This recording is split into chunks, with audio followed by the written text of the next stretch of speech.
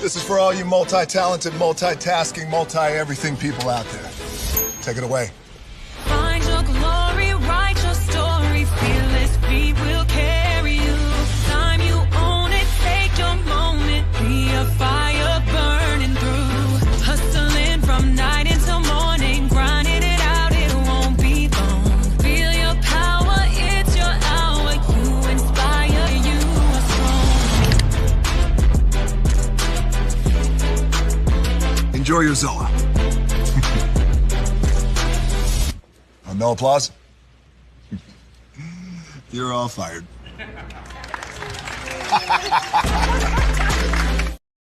Hey, good morning, America.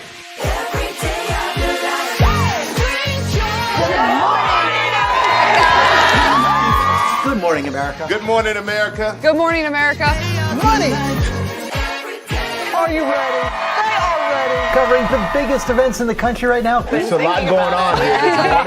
It's always a good time. That's what the show's about. That's good. Really good. Very good. Coming in hot. Jimmy coming in hot. It's far from elementary. Oh. Good morning, America. I'm not going to try to strut like Michael or anything. I have known George a long, long time. Have you ever gotten him to dance? Look at that face.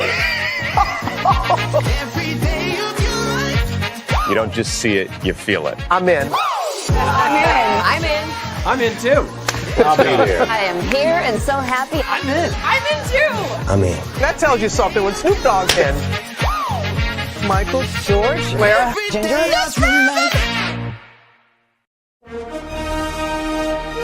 Prepare for a journey beyond imagination,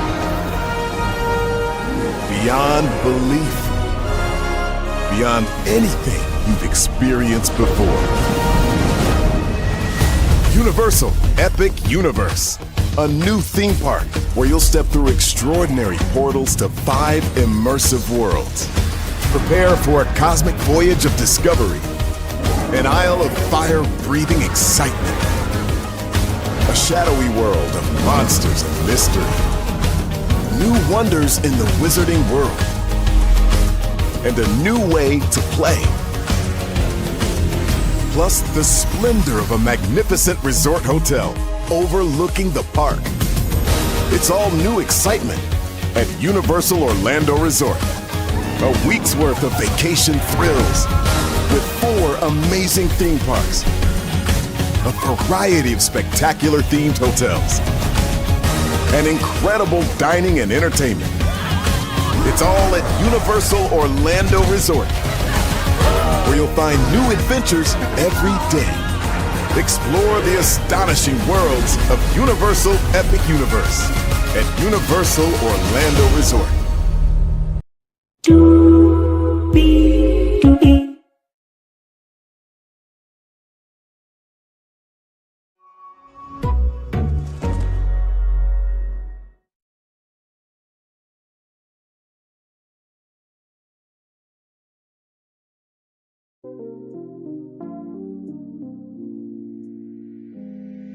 Well, hello to you, and you. Welcome into another edition of Brantley's Sports Report Live.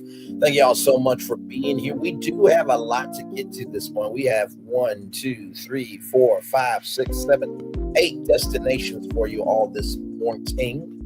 Elon Musk is in the news. When is he not? Yes, I know about the alleged third party, everybody, okay? But that's not what we're going to talk about this morning. Oh, no, because apparently Elon Musk has a chatbot on Twitter and it's causing a ruckus. We'll talk about that. Some updates on P. Diddy. As you guys know, there was a post-sentence hearing that happened on Tuesday. As you guys know, the defense team won an expedited sentencing, but that has been canceled, and there are more updates, child. Wait till you hear those, okay? Janet Jackson and Maxwell are outside. We'll talk about that. I'm here for it. I mean, they both look beautiful, and they both are in the music industry. And not to mention, too, Maxwell has always moved in that space of love, peace, and soul, in the words of Dr. Cornelius. So I'm here for Janet Jackson and Maxwell. We'll talk about them. Bojangles could be up for sale. Wait till you hear how much they could be up for sale. This was surprising to me. Then TikTok, a triggering report for me. Matters talking about how there are people out here using TikTok to depict us in not the best light. We'll talk about that. Speaking of people not putting themselves in the best light, Nicki Minaj. But she says she's the queen of rap, but she's out here behaving like a princess, of doing anything for attention. Oh,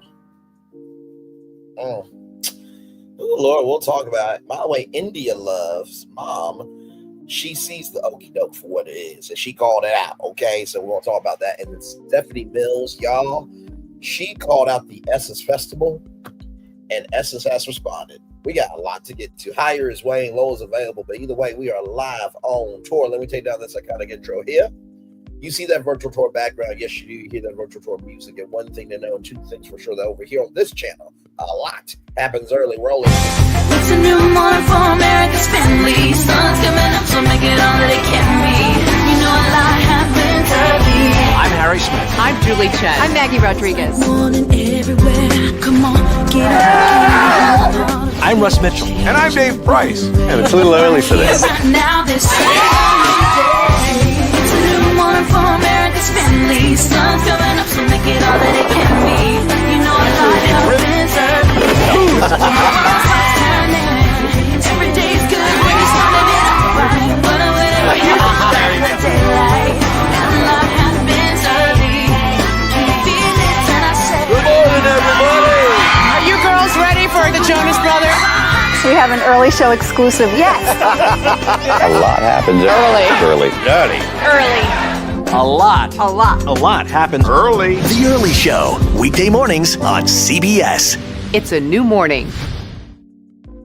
Yes, it is a new morning. Julie Chen Moves and Russ Mitchell, Dave Price, Harry Smith, and Maggie Rodriguez. You are absolutely right on this chart right here. A lot happens early. Good morning, everybody. Hopefully all is well with each and every single one of you. Let's get to the getting and doing what we do, because we do have 1, 2, 3, 4, 5, 6, 7, 8 destinations for you all this morning. Here we go.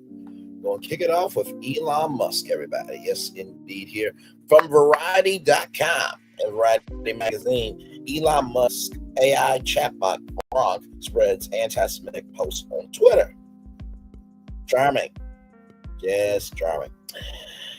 The Twitter-dwelling AI chatbot known as Grok, created by Elon Musk, artificial intelligence developer XAI, or Twitter AI, to be more exact, began spreading anti-Semitic rhetoric on the social media platform Tuesday, sparking outrage among users. In several posts and replies, Grok was seen attaching stereotypes to users with Jewish surnames, glorifying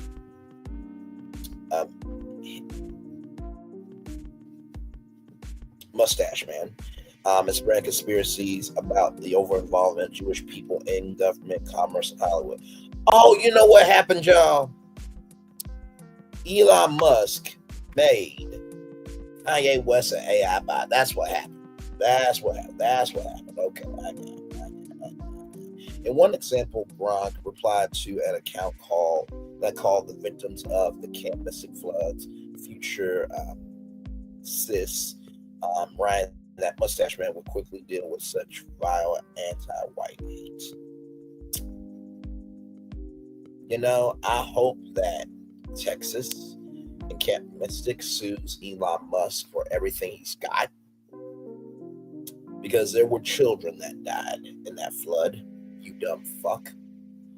I can't.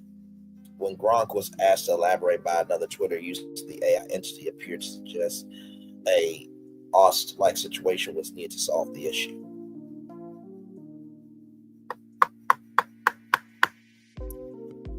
But this is the person that gets to be a billionaire, right? Okay. All right, then. He identified the pattern in such hate, often tied to surnames, at decisively round them up, strip rights, and eliminate the threat through camps and wars. Gronk were effective because it's total, no half measures, let the spread. History shows half-hearted responses fail, go big or go extinct. Representatives for Twitter did not immediately reply to Wright's request for comment. Post later was made on Twitter to the Gronk account stating that they have taken action to stop hateful rhetoric. We are aware of the recent post made by Gronk, and we are actively working to remove the inappropriate post. Read post since being made aware of the content. Rather, Twitter AI has taken action to ban hate speech before Gronk posts on Twitter. In a statement to the New York Times, the Anti-Defamation League slammed Gronk's post as irresponsible, dangerous, anti-Semitic, plain and simple. Gronk has since been restricted to only image generation, can no longer reply or post with text. Well, here's the thing, right?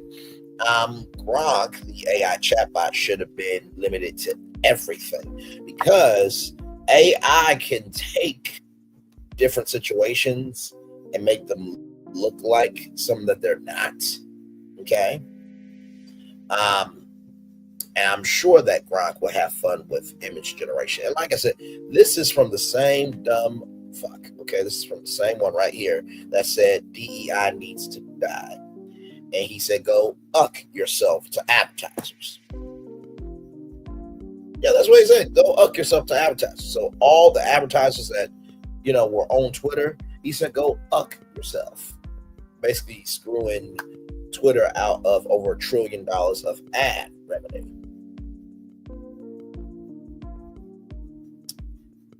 I just cannot. And then it's going to get big mad at the president wanting to eliminate EV rebates and might be deporting him. Child, let's roll on. I cannot. By the way, shout out to rollingout.com, celebrating 25 years of being a platform. On to the next 25. What's next for Diddy? Since Diddy sparks uproar. The music mogul faces October sentencing after conviction of federal charges. Sean Diddy Combs week sentence on October 3rd in New York.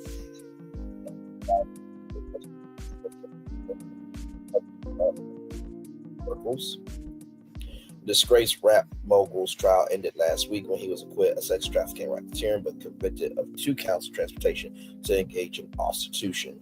Federal conviction rates in similar cases typically exceed expectations, making his partial acquittal noteworthy in legal circles. Diddy's lawyers formally proposed the date in a letter to Judge Arson, noting both prosecutors and probation officers had agreed to the schedule, People magazine reports. The September deadline, the defense team's sentencing memorandum must be submitted on September 19th, with the government to follow a week later, with the judge signing off on the timeline on Tuesday, July 8th. These memorandums will outline crucial arguments for appropriate sentencing considerations and mitigating factors. Lawyers for both sides took place in a brief telephone conference on Tuesday afternoon without the judge or Diddy present. Such conferences are routine federal cases, coordinate scheduling, and essential procedural matters. The I'll Be Missing hitmaker returned to the Metropolitan Detention Center in Brooklyn at the end of his trial, with the judge knowing that prosecutors were right to point out that the man at violation means detention is mandatory. The Metropolitan Detention Center has housed numerous high-profile federal defendants throughout its operational history. Sumerian said that for present purposes, the defendant is unable to meet his burden to show lack of danger to any person or community with clear and convincing evidence. Federal judges must carefully consider flight risk and community safety when making detention decisions. He added, prior to the trial, court denied bail and sees no reason to reverse that now. Y'all, this happened. Diddy received standing ovation, and when returned to jail, Combs' lawyer claimed that he was greeted with standing ovation from fellow inmates who saw the verdict as a sign of hope. I just hope that all the people who gave him a standing ovation, I hope their daughters don't get in a freak-off situation where they're raped, lobotomized, drugged, dragged by their hair, punched with black eyes, warts. Hope that doesn't happen to their daughters, their wives, their moms, grandmothers, their aunties, their nieces, cousins. And by the way, on top of that, y'all, these inmates don't recognize that it's Diddy's celebrity power that allowed him to get off, right? Those guys would not get the same standing ovation if they came back into the jail. Like, what the hell? Oh, my Lord Jesus. The facility environment often reflects how high-profile cases resonate with the broader inmate population. His lawyer, Mark Fanello, told People Magazine, they all said, we never get to see anyone who beats the government. This sentiment highlights the rarity of defendants achieving partial victories in federal court proceedings. The attorney who speaks to the 55-year-old rapper 4 to 5 times a day thinks Diddy's arrest and sequential time behind bars has changed him. This is coming from the attorney who said 1 bottle of baby oil goes a long way, and the government found over 200 bottles of baby oil. Sir, shut the fuck up. Regular attorney-client communication remains crucial for defendants preparing for sentencing phases. He said he's doing okay. Personal transformation often occurs during pre-sentencing periods as defendants reflect on their circumstances and future prospects. He realizes he had flaws like everyone else that he's never worked on. Those were not flaws in that courtroom, okay? That was said. Those were decisions that he made. Let's get that straight, okay? All right, moving on. I cannot. Self-reflection has become a significant component of the incarceration experience for many defendants. He can't cover them up.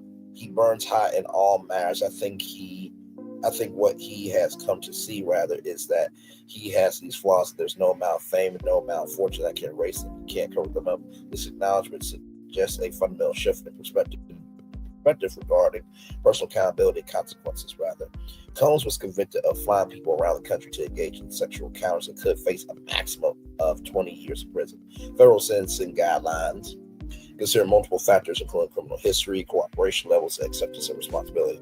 The original 1919 law prohibits interstate or foreign commerce, transport of a woman or a girl, or prostitution, debauchery, or for any other immoral purpose. This legislation emerged during the Progressive Era as a part of comprehensive moral reform efforts. In 1986, the law was made gender neutral, and the wording altered to change debauchery and moral purpose to any sexual activity for which any person can be charged with a criminal offense.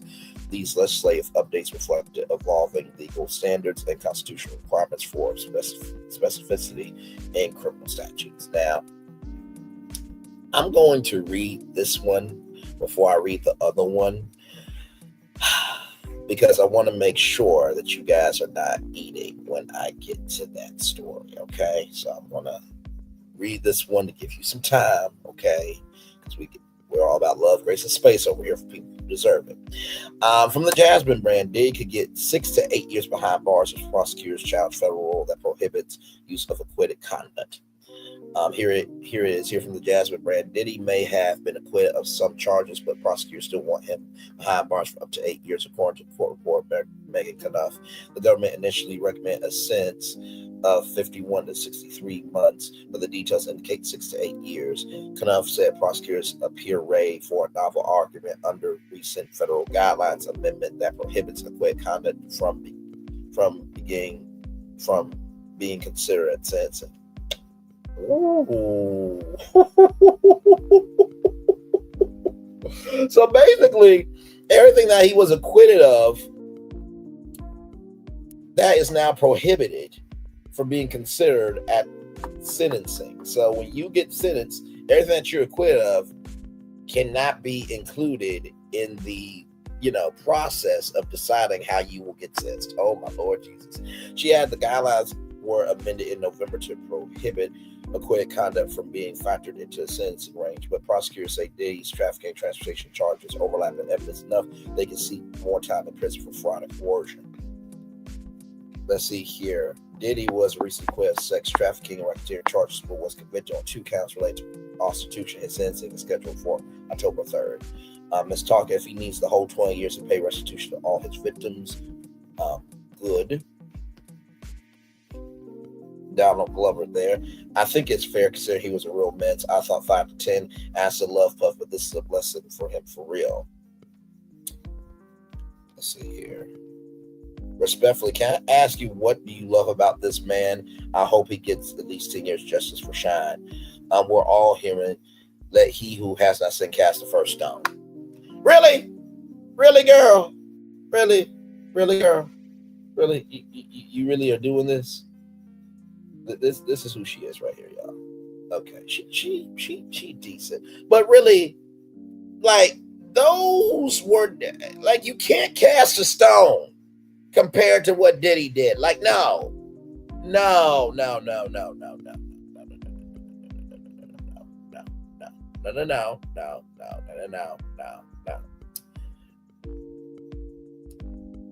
matter what you've done in life, okay, there will be a flood for everybody at some point in their life. It can be a flood of blessings or a flood of curses. That's what happened here, the _real child.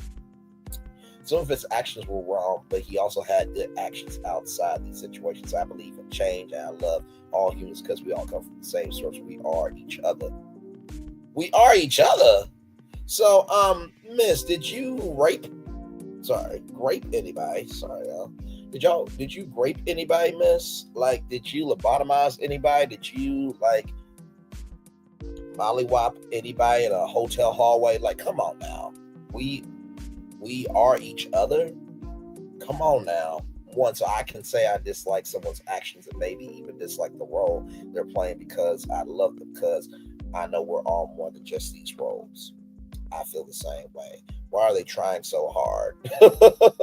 Guilty of what? Paying for prostitution. Why are they trying so hard? Because here's the thing. At the beginning and end of the day, he is still a convicted criminal. Miami Virgo. He is still a convicted criminal. So they are going to get him for what they can get him on. Which, you know, anybody else would do the same thing. He beat Rico. If they won Rico, they could have took this to $2 billion. Now they can't, so they want to make him pay in other ways because he's a violent person. Do you like violent people around you? That part, I like that comment. SMH, I personally think he should serve all 20 years, but with the glorification of his actions by some people. Ooh, the shade of it all. It doesn't matter. People are putting baby oil on themselves and supporting him sick. He'll get that pardon from 47. As he should, he needs to be taught a lesson. Go back and watch the video of how he did Nipsey Hussle when he was excited about his music. Please lock this man up. Not gets on those charges doesn't mean anything to him. Got it. Stop the hype that just dropped another charge. He will get time served or probation to walk off. I hope he gets something closer to 10 years than not. He needs time to maybe get clean since he was still getting high when they arrested him. He has assaulted and threatened many men and women in the entertainment industry. It may have taken these charges for something within him to change. So as you can see, comments are going on and on and on and on. Okay. Now, with that being said, I hope that you have had time to eat whatever you are eating for breakfast because, you know, like I said, I just find these destinations and I bring them to y'all because y'all are traveling to them virtually in this virtual world social media, okay? Y'all, I don't know how I feel about this. I do, but I want to talk to you. Shout out to rollingout.com, celebrating 25 years and on to the next 25, okay? Let's get that out the way first, okay? Oh my God.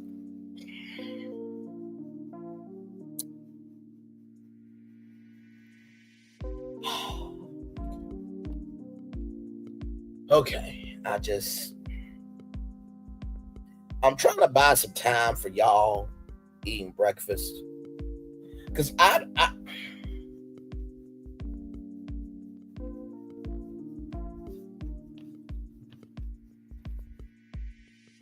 you see it, right?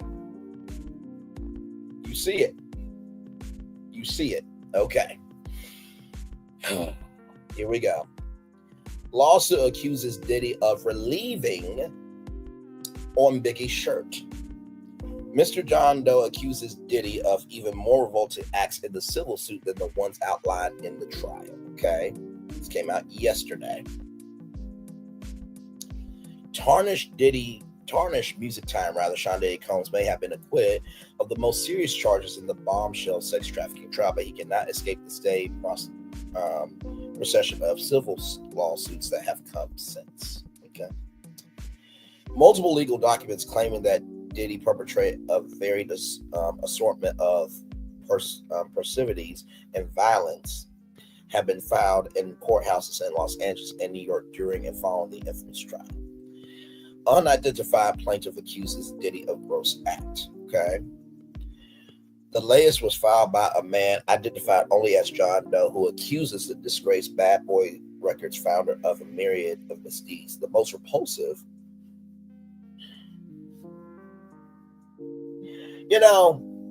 birds of a feather flock together.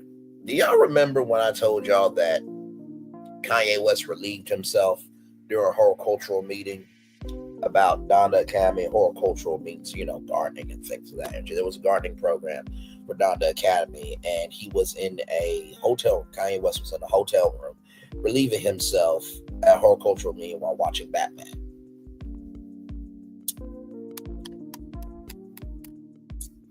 The most repulsive is that Diddy allegedly relieved onto an old shirt belonging to his slain megastar artist Christopher Wallace, better known as Notorious B.I.G. or Biggie Smalls, then threw it on the man, getting his icing on him. Child, give me a moment. I can't. Give me a moment.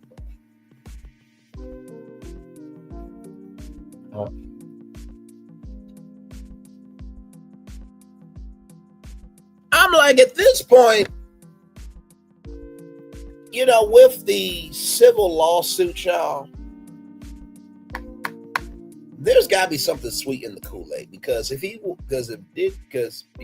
was convicted on those two charges that could get him up to 20 years. I would not be surprised if Diddy actually did this. I mean, he had women having sex with other men. Okay, now Jane called him a cuck. Okay. And said that Diddy might have gay tendencies. Okay, nothing wrong with being gay, nothing wrong with being the LGBTQIA plus community. But this, as y'all are seeing it, as I'm reading it, I gave y'all time, okay, before I read this story. So if you need to go to the restroom, you put me on mute, do what you need to do. But yeah, this is happening. John Doe is suing Diddy for unspecified amount for sexual battery, intentional infliction of emotional distress, according to documents obtained by TMZ. Okay.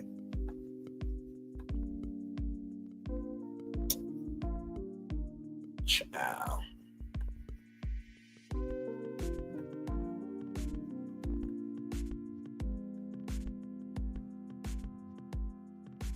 Actually, speaking of TMZ, I need to show y'all this too, because I didn't get the chance to actually showcase this to y'all during the trial.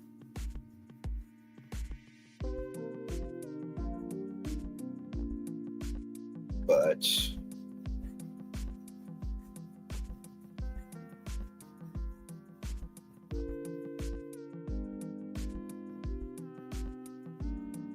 where is it here? Because it was an exclusive.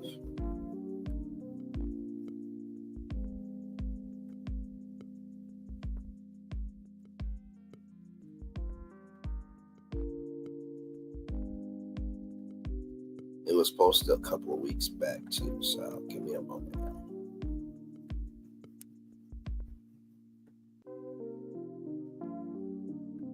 Child, this,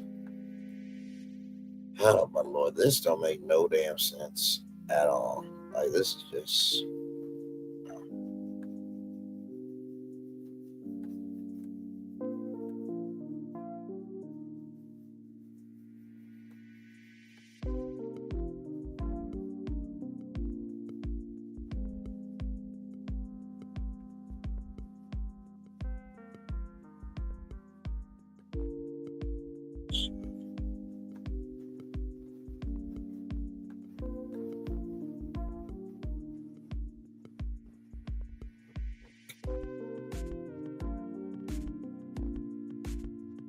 What the hell?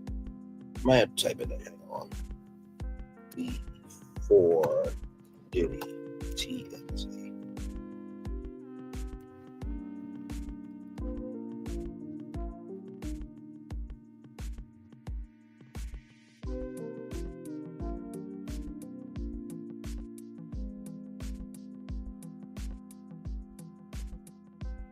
And the stuff for it.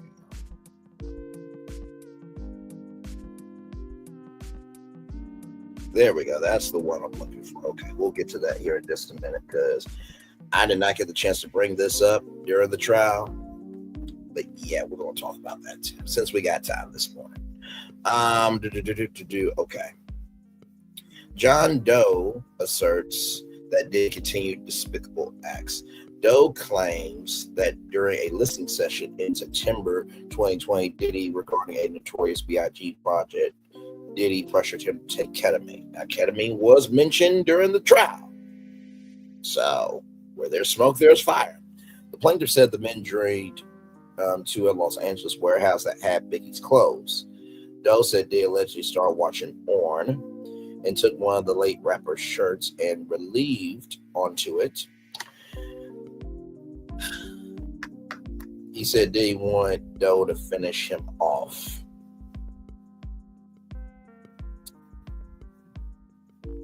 Still recovering from the shock of the salacious request, Combs suddenly relieved onto the shirt.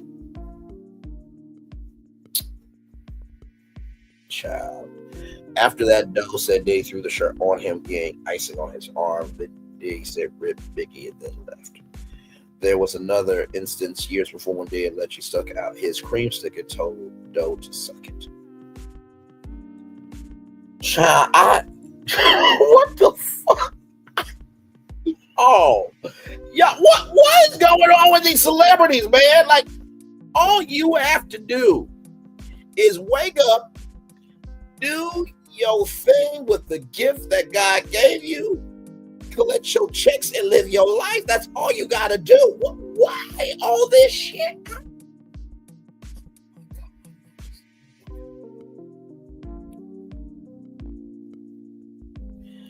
Okay.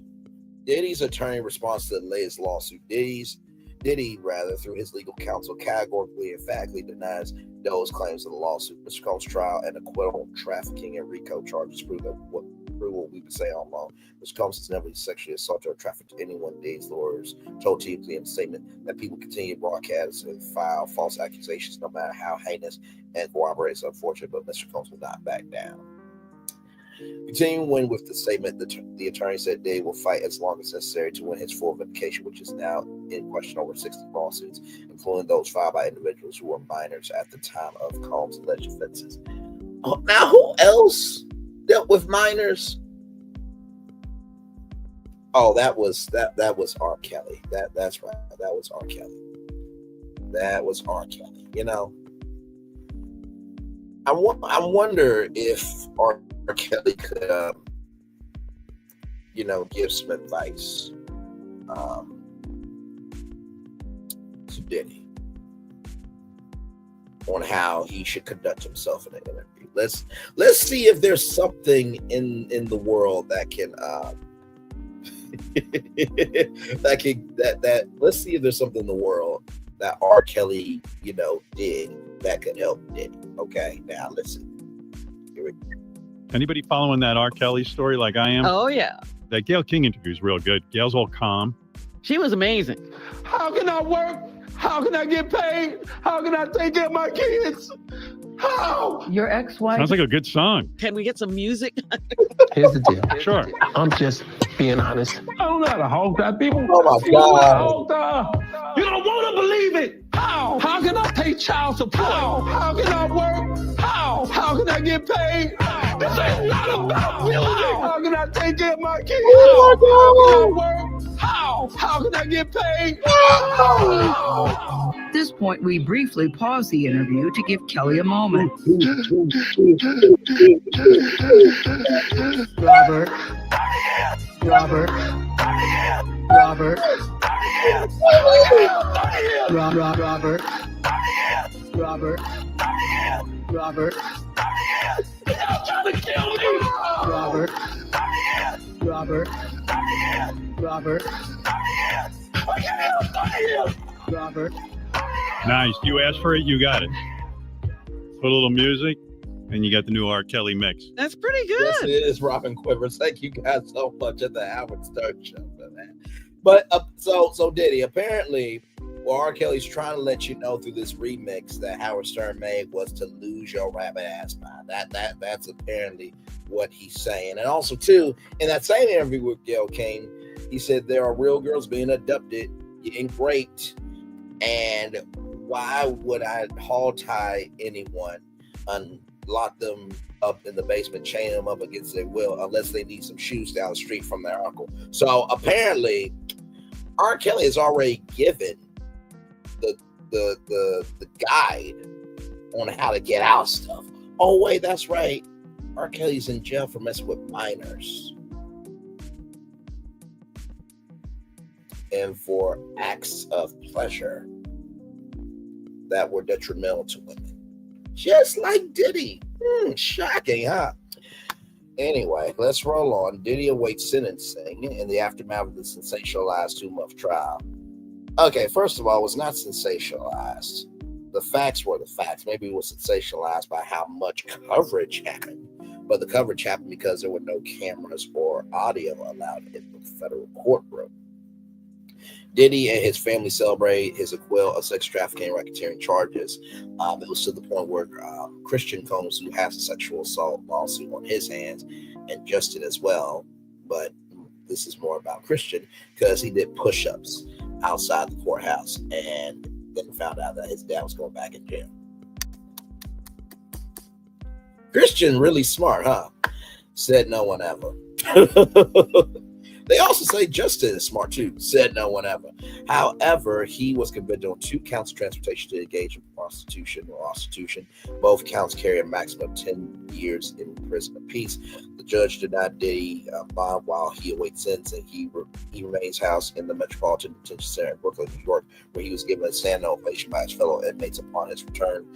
Prosecutors are seeking between 4 to 5 years behind bars. Sentencing is scheduled for October 3rd at 10 a.m. Now, I wasn't able to bring y'all this story during the coverage, but y'all check this out. Now, this is Elijah Connor. There is a stair. Let me bring this up.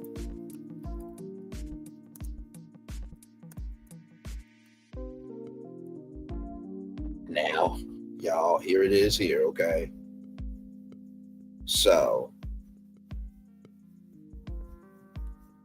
image. So this stare down right here. This stare down right here, okay? Listen, that actually happened. Now, I've never seen the stare down. I do have the video. So we're going to watch the stare down here. This is, oh my God.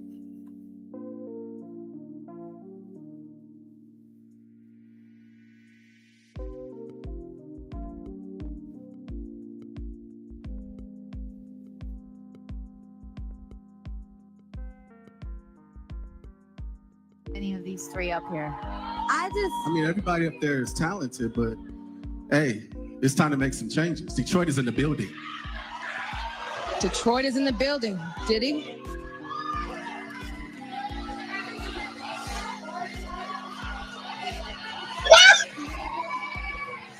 Now, I'm going to tell you like this.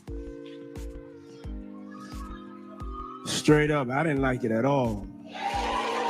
It had too many backflips. It had too many tricks. And you came out too swagged out to not have had blown me away. And I know you could take this because I know you're talented. I didn't like that performance, especially when I think you could do better. And that's the way I feel, brother. All right, it's time for our panel to vote. Panel, please vote now. Look at Diddy. Look at Diddy.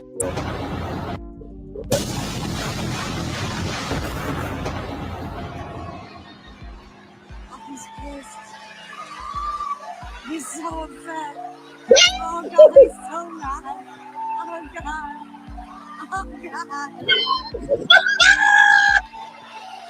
Look at Diddy. Look at Diddy.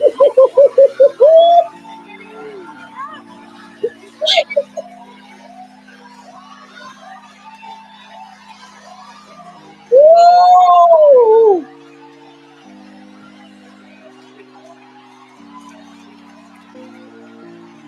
You want to say something? You can say something.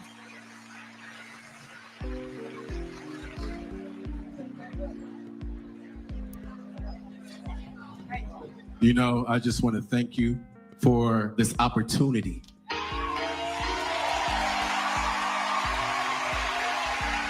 It's going to pop either way. Keep your eye on E. That's what's up. Elijah! Give it up for Elijah! Walk that path with pride! Okay, well, so that was the stare. That was, I think, I'm trying to think, was the 4 ever live? I don't think the 4 was ever live, not that I know it, but check this out. Watch this, rolling. We heard you have a new book that you're working on. What are you basically doing? Could you give us more insight?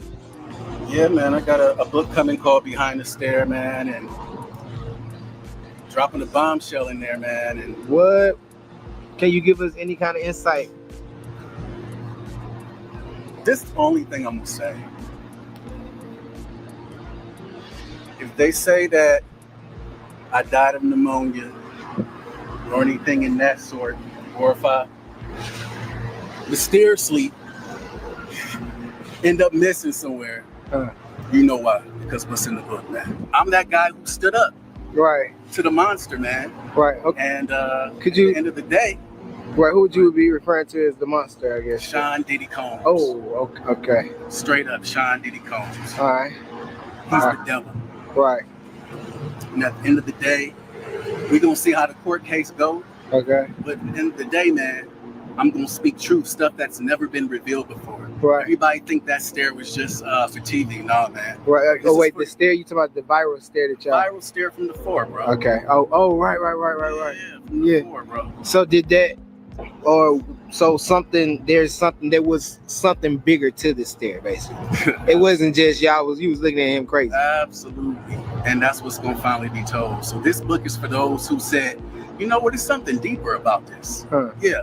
The day before, I was invited to a party that I didn't show up to. Oh, what? That I didn't show up to. Wow. Andre Harrell came to my hotel and told me I need to be at this party. Oh, wow. Yeah. God bless his soul. But, you know, Diddy had his workers. Right. And I said, I'm filming in the morning. I'm not going to no party. For what? They said, if you want to win this show, you need to be at this party. So that stare was literally like, my God, we really playing this game? Yeah, man. So the thing is though, what came after? Right. What came after all that? What did come after? Or did it affect your career by not going to this party? Okay. Definitely. One thing about Diddy, he hates the word no. He don't like being told no, bro. So you told him no? Absolutely. I didn't show up to the party. Did you not at all go to any parties that he had? None of his So you've never been to a Diddy party? Never been to a puff party. Okay. Never been to a puff party. But some girl named KK comes to me talking about, you're disrespectful for not even showing up. And you playing with fire. KK, are you referring to KK, the assistant, his former assistant? One of his white lady, one of his ladies, I think it's like his, they call her KK. I think her real name is Christina or something. Because it's been going on. People trying to blackball my careers and things in that nature. If you don't sign to me, I'll make sure you don't never pop. That type of shit, bro. You know what I mean? So at the end of the day, I hope justice is served. But you know, we're in a celebrity-driven world, so with all the nodding to the jurors and all that, I'm sure the jurors are scared too. Like, you know, they want to live. If I could tell Puff anything, get right with God, bro. Get right with God, man. Get right with God. Shame on you. Shame on you for hitting Cassie, bro. And then you put up this big old video talking about, oh, it's a lie, man. Listen, bro. Shame on you, bro. We've heard you have a... Ooh. Well, there it is, everybody. There it is right there.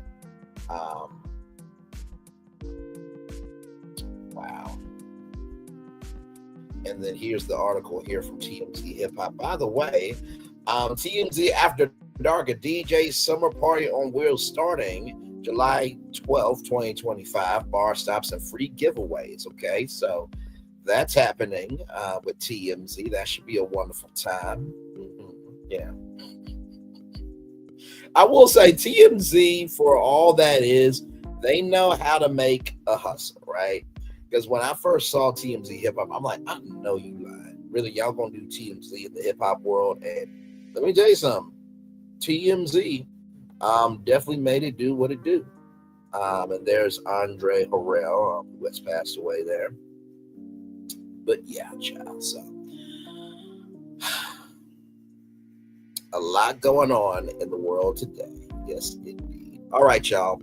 More Brainley's Virtual Tour Live coming up right from this space right here and right now. Speaking of the music world, let's talk about this. From Rollout.com, once again celebrating 25 years of being the platform on to the next 25. Are Janet Jackson and Maxwell Rivera dating? Let's talk about it. Music legends sparked romance speculation after London outing, okay? The entertainment world is buzzing after Janet Jackson and Maxwell were spotted together in London. Their intimate body language fueled widespread speculation about potential romance. The unexpected pairing has sent fans into overdrive, analyzing every gesture between the two R&B icons. The Grammy-winning artist made headlines when they attended the performance of Cabaret at London's Kit Kat Club, walking hand in hand with an ease that suggested deep familiarity. Their public display of affection, while subtle, spoke volumes to observers who know the comfortable intimacy between the pair.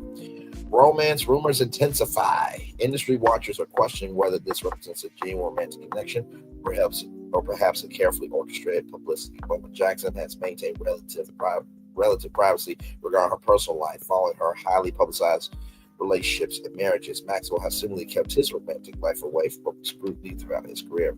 The timing of their appearance raises eyebrows among entertainment journalists familiar with the celebrity publicity strategies. Both artists have projects in development, making their sudden public coupling particularly intriguing from a market perspective. Fashion-forward display, Jackson commanded attention and meticulously tailored Stella McCartney ensemble that exemplified contemporary sophistication. The white suit featuring high-waisted trousers and a structured blazer complement her sleek braided updo and understated jewelry selection. Her styling choices reflected confidence in her aesthetic, accessorized with statement silver hoops and delicate rings. Maxwell complemented her polished appearance with a classic pinstripe suit enhanced by distinctive orange-tinted eyewear. His tutorial choices demonstrate the same attention to detail that has characterized his musical presentations, creating a visually striking partnership. Janet's relationship history. Janet's romantic history provides crucial context for understanding fan excitement surrounding these developments. Her 3 marriages have been subject to intense media scrutiny and personal challenges, including experiences what she has described as control relationships. In recent interviews, Jackson has spoken candidly about recognizing unhealthy patterns within her relationships, expressing determination to approach future partnerships with greater awareness. She has stated her prayer for different perspectives than she had before, words that resonate with fans who have witnessed her personal struggles. This vulnerability has endured her to supporters who view her potential relationship with Maxwell as evidence of personal growth and healing. The singer's journey toward emotional independence makes any new romantic connection to her fan base. Maxwell's historically private approach to relationships makes this public appearance with Jackson especially noteworthy. The Brooklyn-born singer has successfully maintained separation between his artistic persona and personal life, rarely discussing romantic relationships in interviews and social media. His decision to appear publicly with Jackson suggests either a significant relationship or strategic collaboration that benefits both artists. Given his reputation for thoughtful career decisions, fans are interpreting this presence as meaningful rather than casual. Fan reactions and social media. Fan reactions across social media platforms have been overwhelmingly positive, with supporters expressing excitement about the possibility of 2 beloved artists finding happiness together. Twitter, Instagram, and TikTok have exploded with speculation, fan art, and expressions of support for the potential couple. Enthusiasm reflects both art's enduring popularity and the public's investment in their personal happiness.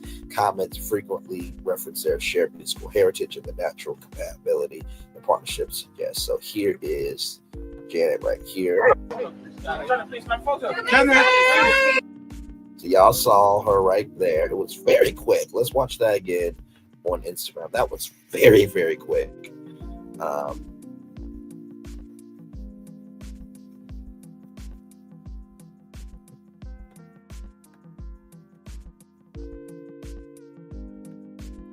I mean, you know what, to be honest, I'm not mad at this. Like, if they are, yes, I'm here for it.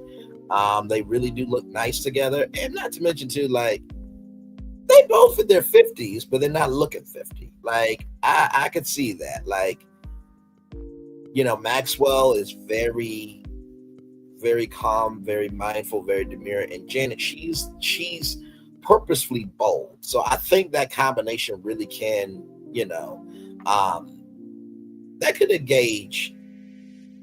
How can I put? How am I trying to put this? Let me get my words together. I think their energies complement each other very well. Like Maxwell can be attracted to Janet, and Janet can be attracted to Maxwell. I think it's to the point where they could just be sitting in the house together and not doing anything, and just their presence alone makes them feel relaxed. So I'm here for it. I'm not mad at this. I'm really not. What's next? Whether this London appearance represents the beginning of a romantic relationship or simply documents a meaningful friendship, the connection between Jackson and Maxwell has captured public imagination. Their shared experiences navigating the music industry's challenges could provide foundation for either personal partnership or professional collaboration. As speculation continues, both artists maintain their characteristic discretion, allowing actions rather than words, rather to fuel public interest. The entertainment world watches with anticipation as the story develops, recognizing that any partnership between these influential artists would represent a significant moment in contemporary music culture. Now, I got to see Janet Jackson in Cleveland with my family when Nelly was performing, and also too, Ludacris has been on tour with Janet. I would not be surprised if Maxwell and Janet do a tour together. I think that would be fire. I think a lot of people will go see that.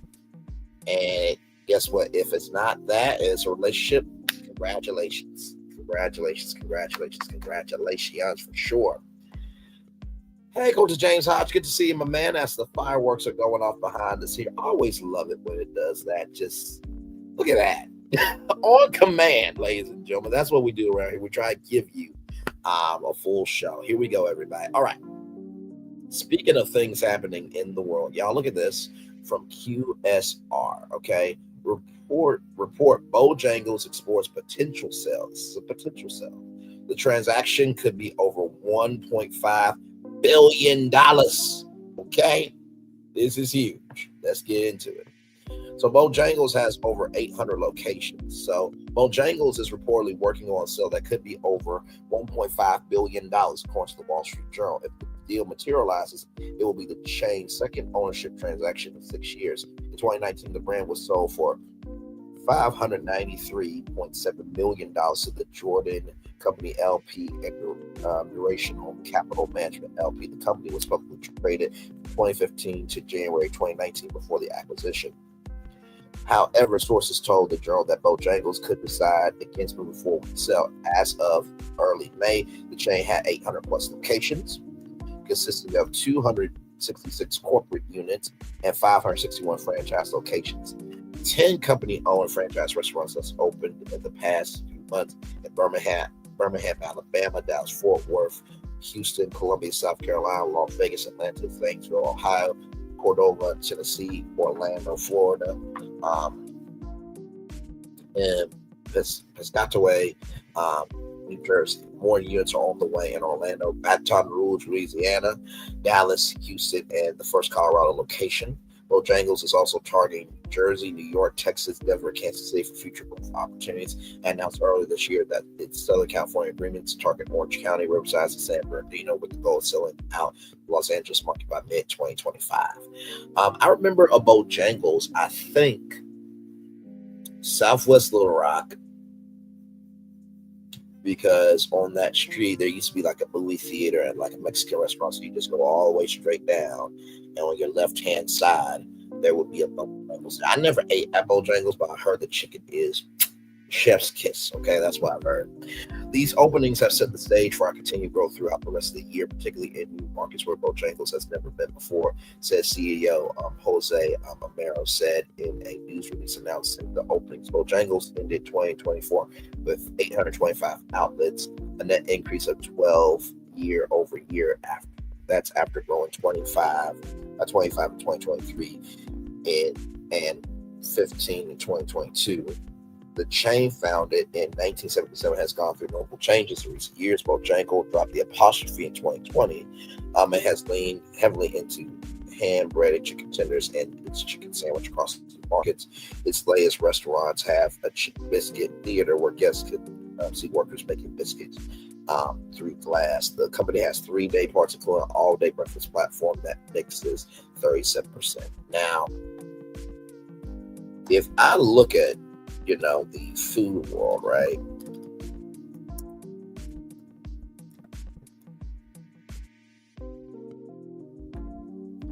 Okay. Hang on one second. Because there's a lot of food, franchise companies that would really love this. So give me a moment.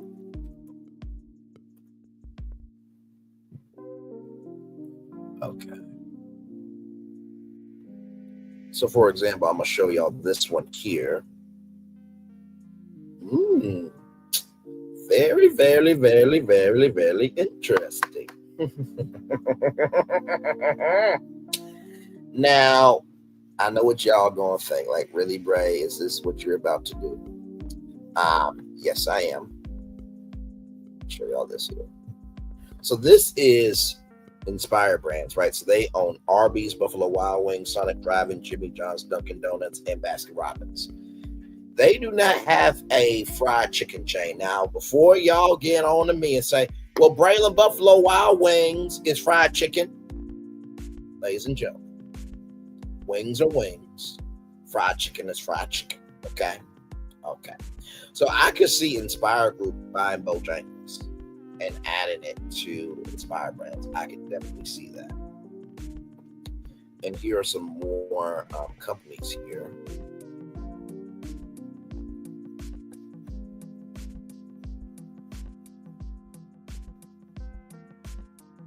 Now, Yum Brands don't need because they got KFC. They don't need it. They definitely don't need it. I'm trying to see.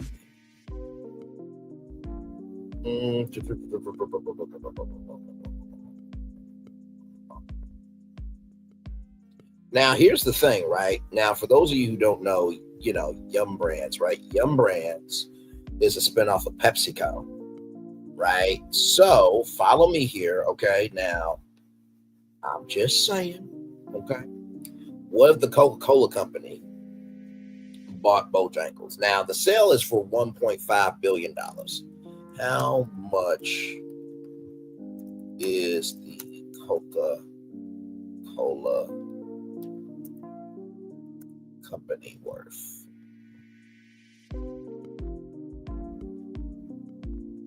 Y'all, this would be very easy. Look at this. Look at this. $297.77 billion. Okay. Okay. Okay. I'm just keeping it a buck with y'all. If they were to do that, they would be banking, because now guess what? All of the Bojangles restaurants will have Coca-Cola products. Okay. And not to mention too, that would be a whole nother revenue for them. Well, I did not know the Coca-Cola company was worth that much. That's crazy, Charlie. That's absolutely crazy. Now, of course, restaurant brands right here, Restaurant Brands International, will not buy Bojangles, even though Popeyes owned Bojangles at one point in time. But they have Popeyes, so that won't happen. That won't happen. This is actually really fascinating. sincerely, because it's just like, who is going to buy, this huge chicken chain? Like, now, Frito-Lay merged with PepsiCo. So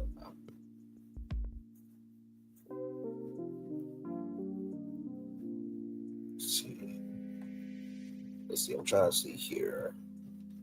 Fast food franchise. Oops.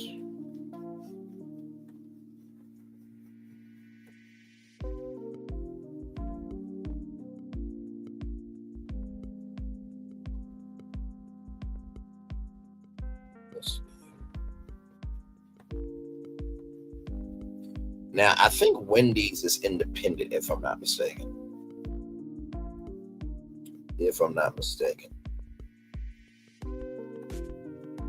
I could be completely wrong in that, but I think that they are independent.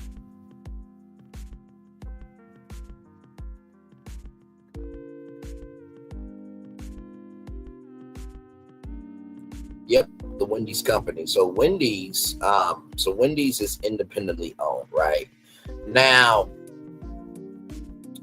Wendy's could do that. They absolutely could do that. I mean, they're the world's third largest hamburger fast food chain. Now, McDonald's is not going to get into fried chicken, okay? They try to bring that with crispy strips, and it wasn't working. But Wendy's, I could definitely see them doing that, because think about it.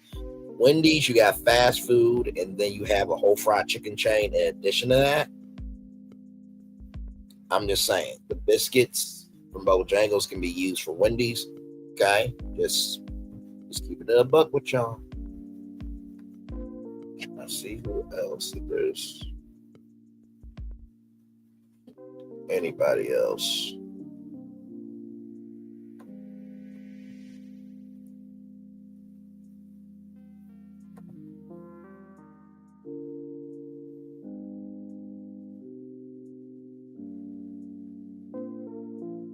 Let's see if there's anybody else. Oh, yes, this company here. Hang on. Give me a moment now. Give me one moment. Hopefully you guys are enjoying the show this morning. I am your tour guide, Braylon Lee. We're just in the middle talking about Bojangles being up for sale for $1.5 billion. Who could buy it? Yes, indeed.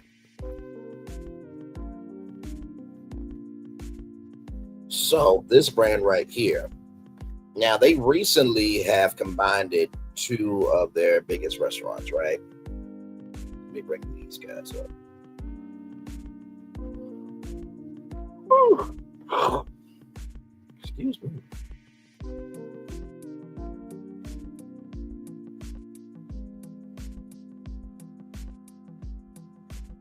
Okay, so here's IHOP right here, right? Now, these guys are owned by Dine Brands. Now, Dine Brands, they have Applebee's, International House of Pancakes, and Fuzzy's Taco Shop. Who's to say they won't buy Bojangles and have a whole fried chicken chain? So I will keep my eyes on this story. I definitely feel like the possibilities are endless, okay? All right, y'all. So trigger warning for everybody with this story here. For me, it matters. Oh, my Lord. This is just sad. Racist AI-generated videos are the newest slop garnering millions of views on TikTok.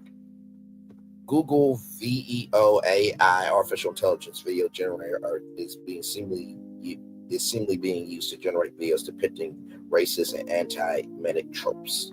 So, content warning: this article contains racist and anti-Semitic imagery, videos, and language. So, just want y'all to know, this is what you're about to see is artificial intelligence, okay? So this is not real. I just want everybody to know that, okay? But here we go. There is not enough milk in my coffee. Maybe your baby daddy is coming back with the milk, even though it's been years already. I can get you watermelon and fried chicken instead. I can't breathe. I can't breathe. Watermelon, please. I need watermelon. Now, first of all, this situation right here of not enough milk in my coffee, and that and of course this white man is gay in this AI generated video. Not to mention too, like, why would you bring up somebody's baby day at work? I can't breathe. I need watermelon. Really? Why? No, nobody having a heart attack will say I need watermelon because sugar can make you have a heart attack. Let's keep going. Hey, Quavius, I have something to tell you. I am pregnant. Y'all, they used a fat white woman for this, and then the black man was a gorilla. Now, if y'all don't know, the gorilla magazine cover with a white woman in it, they depict us as that was a metaphor for black man, white woman. Just like Shannon Sharp said, black man, small white woman. Okay. Hey y'all, my husband L'Aquarius just proposed to me yesterday. I am so excited.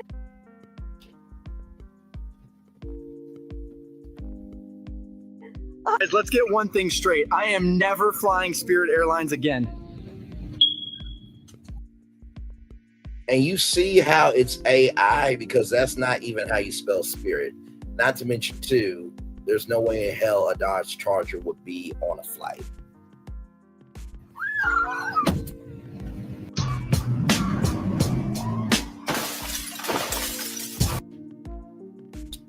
First of all, this is not Waffle House because you saw them pulling up with KFC buckets, okay?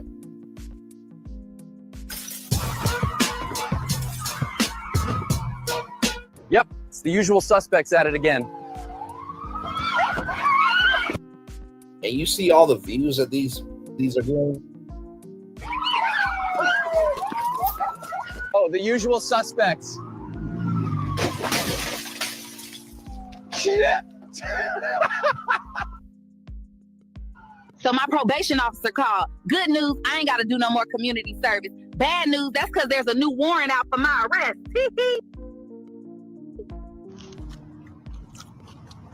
Look, a black one. Ciao.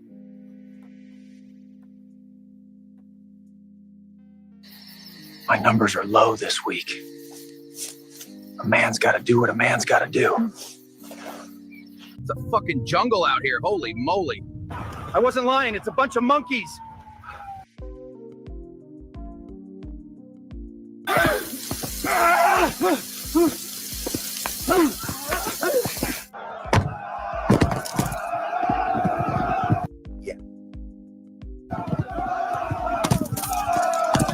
So that video that you guys saw there of running away from shower and soap, other popular AI generated photos depict South Asian people as dirty, showing Jewish people chasing money in the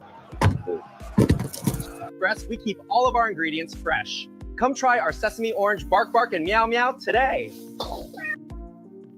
Skip that thing. And then right here at TikTok, with nearly 1 million views, makes like concentration camps to put their prisoner excited to hit the showers. It's a bit smoky, but something smells really nice out here.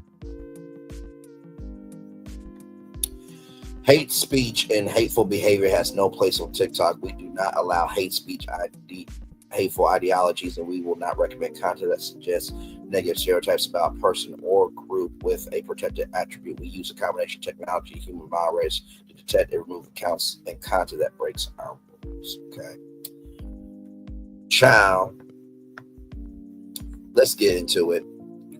Racist and anti-Semitic AI generated videos are getting millions of views on TikTok. These videos seemingly being created with Google's VEO3, a publicly accessible text-to-video generator, traffic and racist tropes depicting black people as monkeys and criminals, and featuring imagery of black people with watermelons and fried chicken. Users are also posting misleading AI, artificial intelligence generated videos of immigrants and protesters, including videos in which protesters are being run over by cars and especially dystopian nightmare.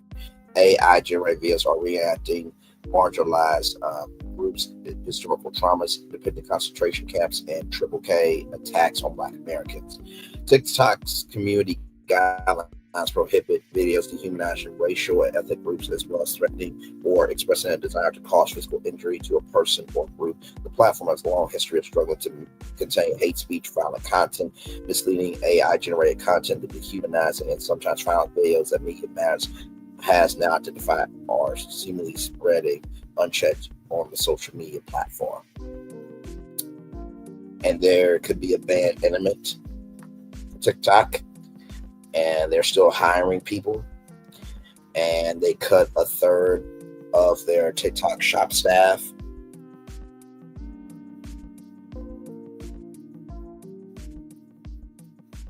And allegedly they're making a new app. And not to mention, too, anybody who speaks out against 47 on TikTok, their account can be terminated. And this is happening. Let's roll on. Y'all, when I saw this story this morning, I had to bring it to y'all. There was no way I could not. Google's new VEO3 is apparently being used as a tool for hateful content. VEO3, Google's text-to-video generative AI artificial intelligence model, was released on May 20th. The publicly available AI generator currently has a limit of 8-second videos. Google reportedly plans on integrating the video generator into YouTube Shorts. So now that these racist and anti-Semitic pieces of shit bastards that should have been swallowed by their fucking mothers, all of them, all the racists, all the bigots, all the sexists, all the anti-Semitic people, anyone who is for hate, who has access to this, now this generative artificial intelligence model, this tool VEO3 from Google, now they can integrate that video generator into YouTube Shorts. So the videos you just saw could be a YouTube short potentially. Yeah. The videos that Media Matters has identified on TikTok all ran a maximum of 8 seconds long. We could post multiple clips, each lasted no more than 8 seconds. They also had a video label in the corner. Excuse me. Use hashtags or captions or had usernames related to VEO3 or AI, and or had clear signs of AI generation, such as gibberish, text distortions, or continuity errors that defy the laws of physics. TikTok users are using AI-generated videos to spread racist and other hateful stereotypes. Much of the racist AI-generated content that Media Matters identified is explicitly anti-Black, using images of monkeys to promote stereotypes about Black people. For one instance, one video reads, "Average Waffle House in America," and shows a restaurant filled with monkeys. A car crashes into the front door and 5 monkeys leap from the vehicle holding KFC-style fried chicken buckets filled with watermelon. The video shows monkeys running wild through the restaurant, throwing watermelon, carrying buckets of fried chicken. This video has over 600,000 views. The video includes viewing numbers from earlier dates. They don't match final figures of this piece. TikTok clearly understands the racist message of this video. One viewer commented, "All the mannerisms down to the T." While others at Walmart and any other stores and restaurants this demographic frequents. Another video reads, "I asked AI apps experience and shows monkeys climbing all over the plane while smoke alarm chirps." It has 835,000 views. Again, it's evident that viewers understand and endorse this racist propaganda. A comment with over 2,000 likes reads, "Bro, even AI has Black fatigue." Another user wrote, AI got here 5 minutes ago and already has Black fatigue."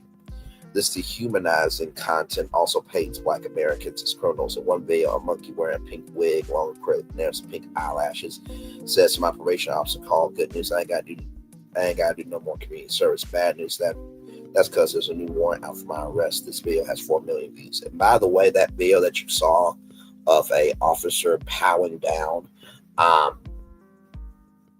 monkey, just know I do not condone that. I am showing y'all that to let y'all know what's going on out here in the world. And one thing to know, and 2 things for sure, we cover everything else of the culture, okay?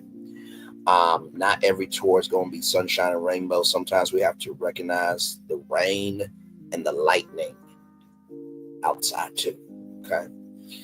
Several other videos depicted AI-generated monkeys committing crimes labeled of the usual suspects. For instance, a video with 5.3 million views depicts a police car chase in which a car being chased by a police cruiser rather crashes into a bald monkey, runs out of the driver's seat.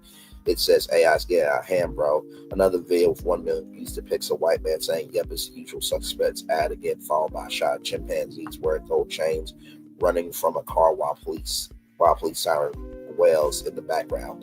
Not all the videos we found that depict black people as criminals relied on animal industry to push their hateful agenda. For instance, Media Matters found a video of a black man wearing a baklava carrying out a TV out of a looted store, broken window, saying, just doing my most peaceful shopping today. These AI-generated videos lean onto other racist stereotypes as well, such as fatherlessness, false narrative that black fathers are absent from their children's lives. A video with 373,900 views depict a white woman crying, saying to Quavius, I have something to tell you, I'm pregnant, monkey in a backwards hat, is then seen running away to a car. Text reads, what is AI trying to say? And another video with 351,000 views, a black woman complains to a barista about not having enough milk in her coffee. The white barista says, maybe your baby daddy is coming back with the milk, even though it's been years already. I can get you watermelon fried chicken instead.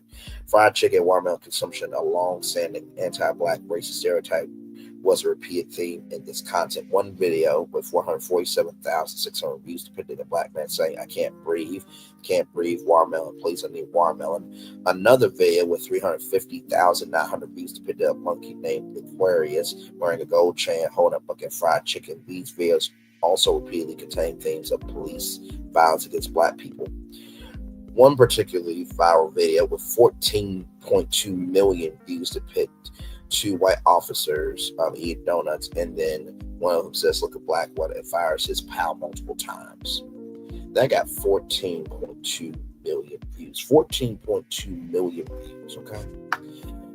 And another video with 2.1 million views, a white police officer posts a charade with a watermelon as bait, saying, my numbers are low this week. A man's got to do what man's got to do, as a black woman crawls over to him on her hands and knees.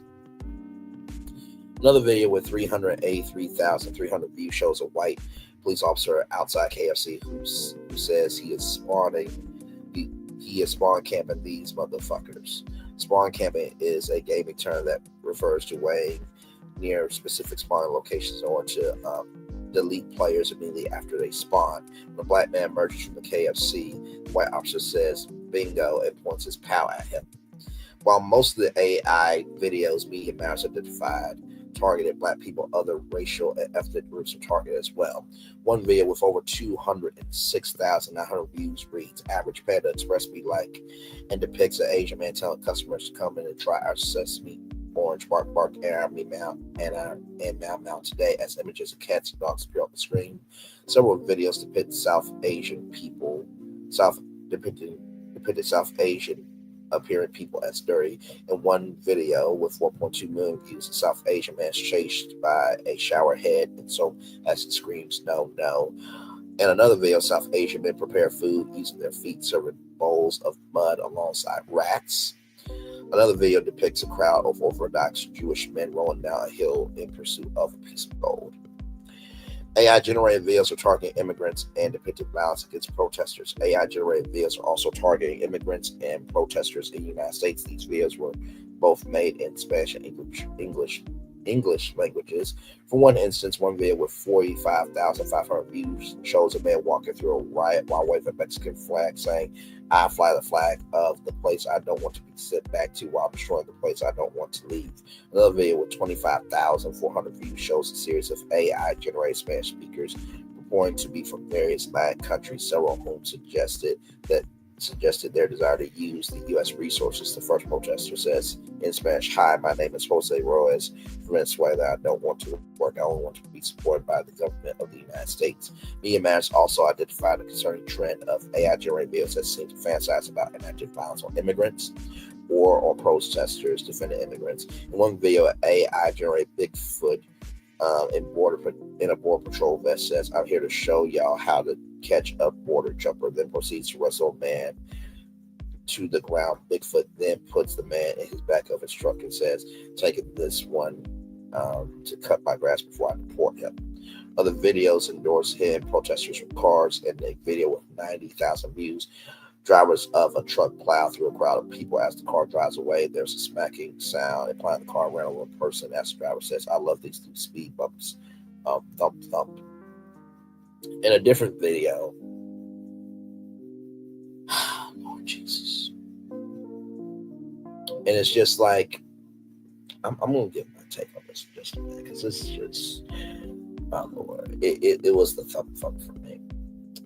Basically minimizing the fact that they were a murderer in that last video I just described. In a different video with 61,400 views, Bigfoot and similar creature are driving a car surrounded by protesters. And Bigfoot says, well, Governor Sanchez said run them over, and the car drives into a sea of people. So I'm sure that there is blood on the windshield there. AI-generated videos depict concentration camps and the Triple K, while AI-generated historical depictions are new. TikTok are now seeing their use to reenact historical trauma.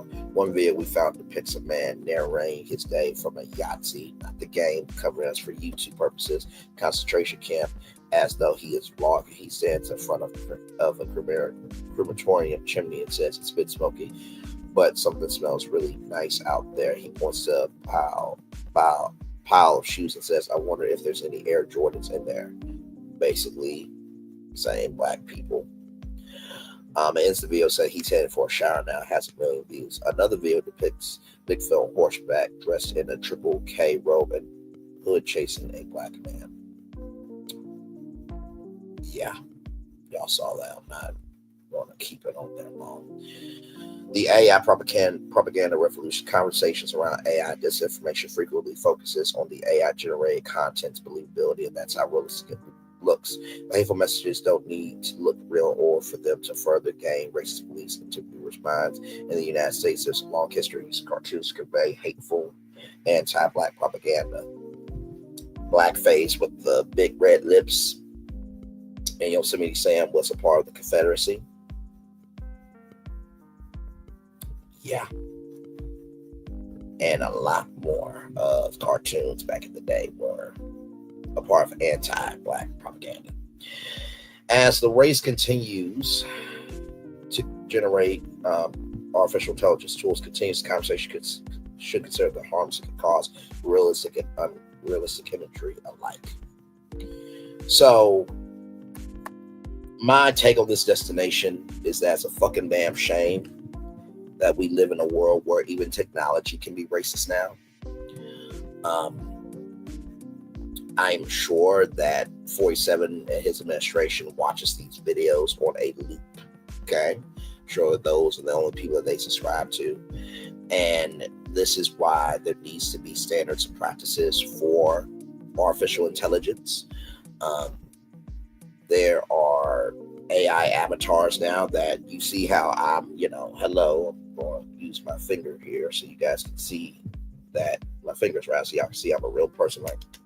So you see how I'm a real person, I can pull my hair and stuff. There are avatars that can do whole live streams like this, right? There's nothing wrong with AI being used as a source, but when you use it as the source, that's when it becomes a problem. And it's a damn shame that this is where we are. And we should be better than this. So just let YouTube know. YouTube, you need to talk to Google. Because if that can be on TikTok, and that gets on YouTube, YouTube could be in for a lawsuit by the NAACP, the Anti-Defamation League, GLAAD, or any other organization that believes that YouTube is condoning racism. Just keep it up with y'all. With that being said, let's roll on because we do have more Bojangles Virtual Tour Live coming up. I know. How are we going to transition from that to this next topic? Well, that's what we do. That's why I call it Brayley's Virtual Tour Live, because we're live on tour, talk about anything and everything. So here we go. From rollout.com, celebrating 25 years. On to the next 25. Drama explodes as Nicki slams Jay-Z and Megan Thee Stallion. The rapper superstar explosive post challenged industry titans. The hip-hop world witnessed another seismic shift this week as Nicki Minaj unleashed a calculated social media assault that targets some of industry's most influential figures. The Queens-born rapper's inflammatory post of July 8th created ripple effects across digital platforms, drawing attention to legal disputes, personal vendettas, and the complex power dynamics that govern modern rap culture. Legal troubles fuel social media commentary. Minaj's leaked digital offense began when her amplification of a report from PD Epidemics TV regarding Megan Thee Stallion's ongoing legal challenges.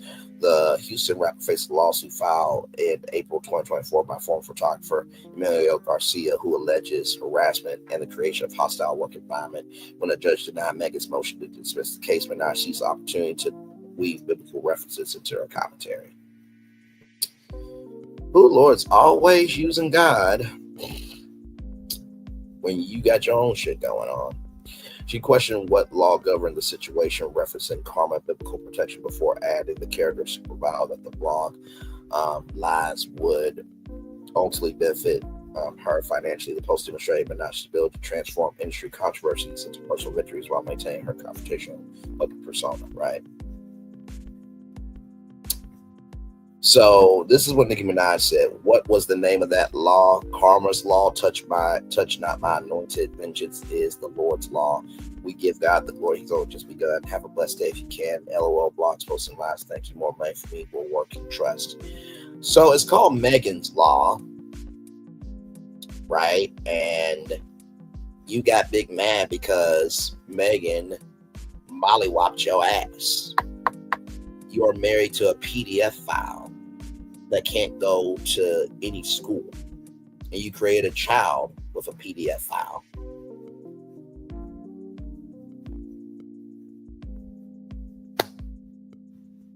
And there was a lawsuit, sexual assault lawsuit against your husband when he went after a 15-year-old. So stop it. Not to mention, when's the last time we heard from Nicki Minaj on anything? Recently, last time we heard Nicki Minaj on this damn show, it was with Ray J, right? And then, of course, we're talking about her mom's business and everything else. But, like, my lord, corporate times face unprecedented scrutiny.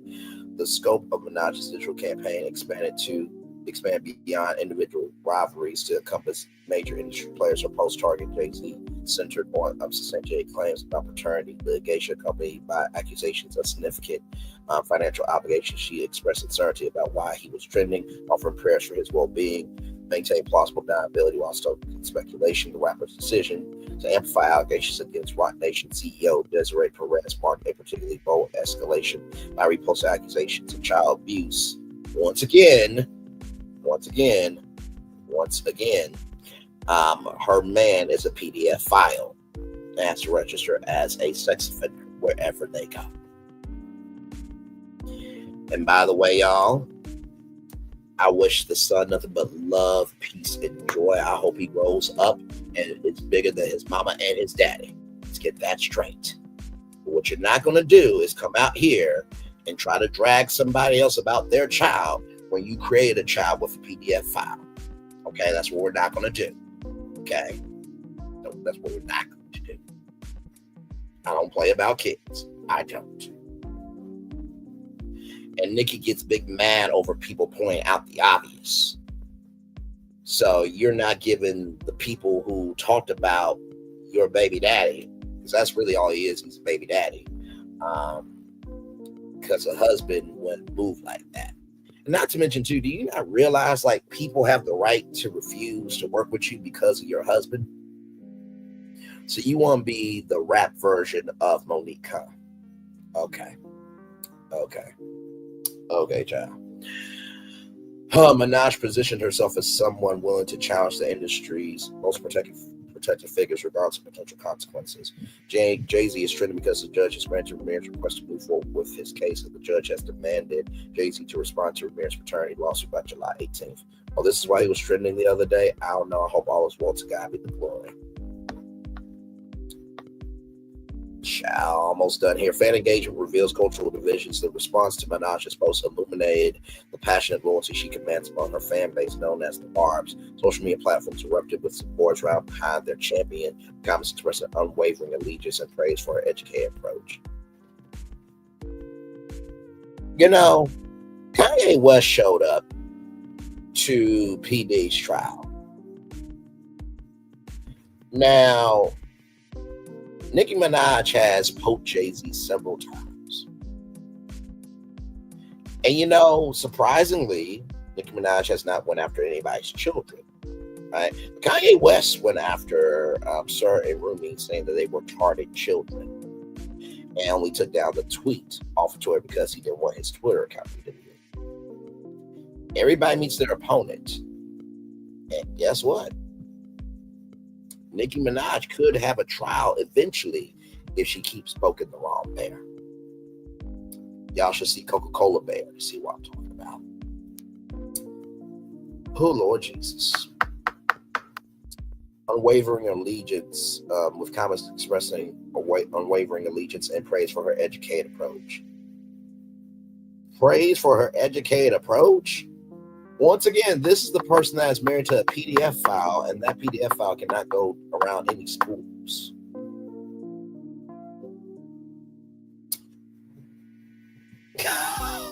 And she got upset about actual law that applied to her husband. That tells me Nicki Minaj is very culturally inept. She's very displacing and she's aloof. And unless it matters to her, she doesn't give a fuck about the world. Just saying. Meanwhile, Tory Lanez is in jail. Rightfully so.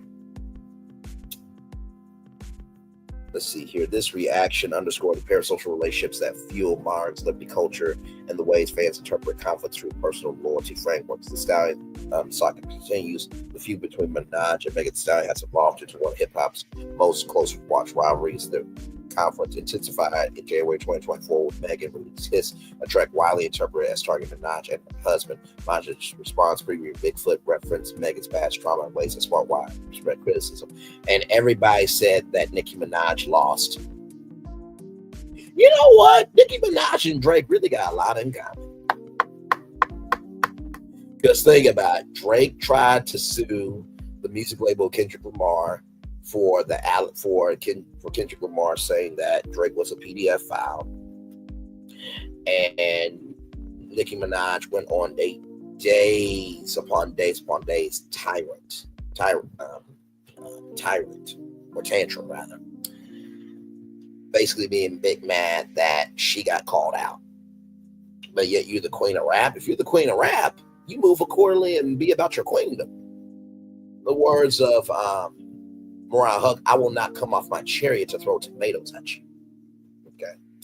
Minaj's response preview Bigfoot referred to Megan's past trauma in ways that sparked widespread criticism. Recent developments suggest the possibility of reconciliation, with Megan expressing openness to resolving their differences. However, Minaj's latest posts indicate that any peace negotiations may face significant obstacles, particularly given the public nature of their dispute and the commercial incentives for maintaining conflict. Social media's role in modern hip-hop. The current controversy represents the latest chapter in hip-hop's ongoing examination of power, authenticity, and artistic integrity. Minaj's willingness to challenge established hierarchies reflect broad tensions within the genre, where success often depends on navigating complex relationships with industry gatekeepers while maintaining credibility with audiences. Her approach demonstrates sophisticated understanding social media's role in contemporary rap culture, where public perception can shift rapidly based on strategic communication. By combining religious imagery, legal commentary, and personal attacks, Minaj crafted a narrative that positions her both as a victim and victor in ongoing industry conflicts. As the industry watches these developments unfold, the implications extend far beyond individual careers. The willingness of major artists to challenge powerful executives publicly suggests the shifting power dynamics in the industry long dominated by behind-the-scenes negotiations and carefully managed public relations careers. See, when you are known more for what you do in your personal life than your artistry, you're washed up. Sincerely. And y'all look at this shit right here from Hot New Hip Hop. Nicki Minaj accuses Jay-Z of owing her upwards of $200 million. Okay. Nicki Minaj previously targeted Jay-Z on a remix of Lil Wayne's recent song Banned from No. Nicki Minaj called out Jay-Z in a pair of heated posts on Twitter Tuesday, accusing the legendary rapper of owing her somewhere between $100 million to $200 million. Doing so, she asked for the money back and promised to send some of her fans to college with the return. We've calculated about $100 to $200 million so far. Hashtag Jay-Z call me to sell this karmic debt. So I'm going to calculate more interest. You still my top 5 though. Let's get to it. And anyone still calling him Paul for answer to God for the blasphemy. Minaj wrote an initial post and a follow-up. She asked, I'm going to use some of the money Jay-Z owes me to send some of my moms to college, pay their school fees and student loans via my Student of the Game charity. You have a charity? What?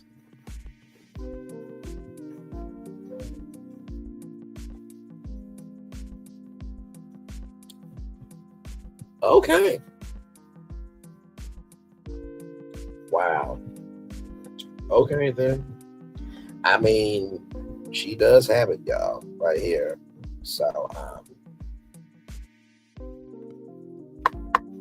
child, this is crazy. Like, first of all, anybody who wants to do something for the good, they don't have to sue somebody in order to do right. Child, this makes no sense.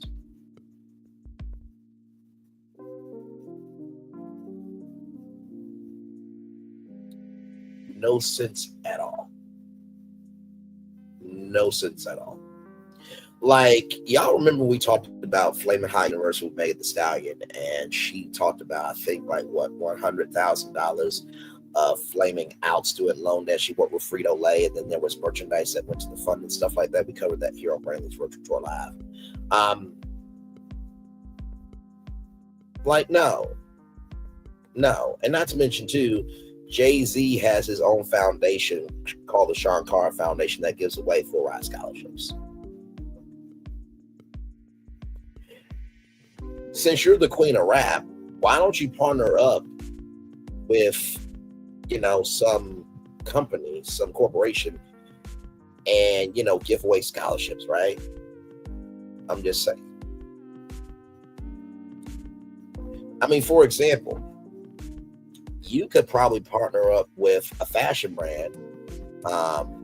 You could probably partner up with a fashion brand and say, hey, listen, I want to make a collection just now. It would be a Megan Thee Stallion move, but still, you can do that. Not to mention, too, for example, you got your own Moscato, MYX Moscato. Why don't you get your Moscato company and another company and create scholarships? Like, there's ways to do it without suing Jay-Z, because it's not a good look at all. And then, of course, as you see, oh my God, last week she reposted her fans complain about her deal with the rapper's iconic company Tidal. Jay-Z owes Nicki Minaj money and an apology. One fan wrote. Another ad, Jay-Z should have paid Nicki Minaj her cut of the Tidal deal. She quoted them. She quote tweeted them with an emoji. So apparently there was supposed to be a massive payout, but she was only alleged. But she alleged she was off only $1 million. Okay. NFL fired some ends and then called us, she rapped. I'm basically saying fire Jay-Z from, you know, being in charge of the Super Bowl halftime show, right? Because Lil Wayne wanted to do it, but he wasn't chosen, right? So it is what it is. I just want to see something real quick. I just want to see something real quick, y'all.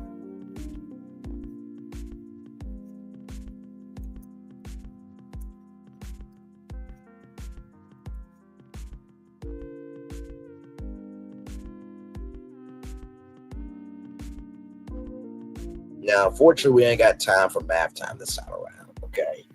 But I may do that. Well, actually, I don't think Jay-Z has a YouTube channel. Not that I know of.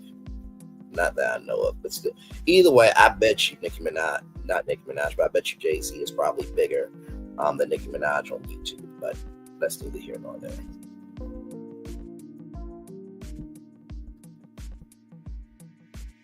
Okay, that's what I'm looking for. So Jay-Z's net worth. Let's see here. Now, of course, net worth, that is relative, right? That's relative.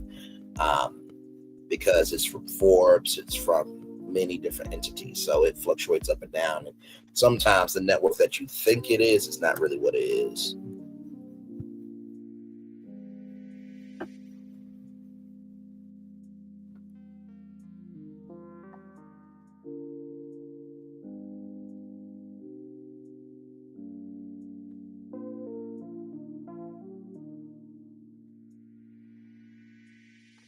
Oh, God.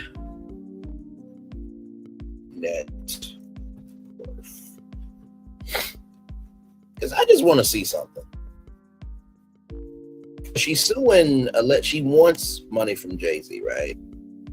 Now, y'all listen, okay? This is all alleged. This is all alleged. Jay-Z's net worth, okay, is allegedly, as it pulls up from here,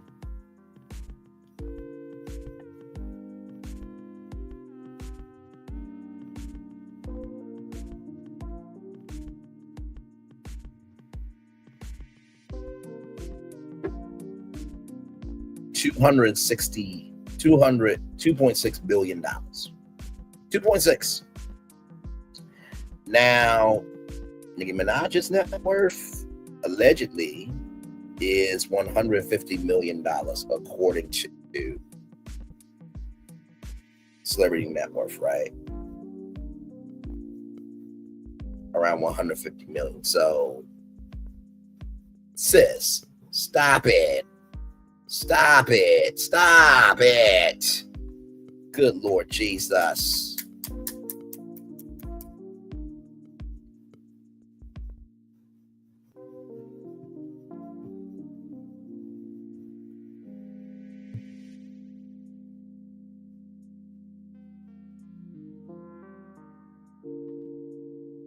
Okay, I'm not looking for that one.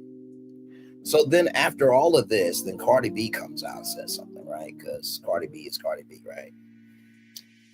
And child, I think Cardi B really said it all. I think really Cardi B said it all. Hang on, let me make sure I can still see myself, y'all. Hang on real quick, because I'm not seeing y'all. I can still hear myself, or I can still hear the music playing on in the background. Give me a moment. Give me a moment. Give me a moment. Give me a moment. Give me a moment. Give me a moment.